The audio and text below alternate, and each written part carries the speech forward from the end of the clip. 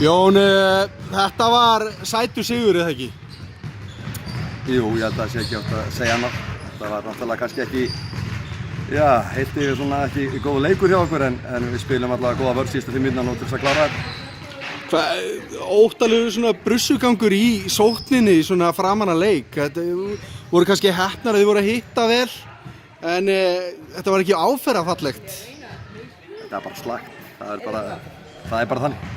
Svona leikurinn var ekki góður og enn og aftur er breytt að skora slata og reyndar skorum við 77 stig, það er kannski hægt að kvarta yfir í 77 stigum en eins og við segjum við hittum ágætlega á sérstaklega stórum skotum dróki. En þetta var dingin sem bara hreinlega keyrði liðið í gangi í fjórða? Já, klárlega en ég segi samt að sko varnarleikurinn í fjórða leikluta og þegar voru svona 5 mínútur eftir að leiknum og þá sá ég alveg þetta vörðin sem búin að koma okkur í gegnum þessa leiki sem við búin að vinna þannig að ég var aðeins rólegri.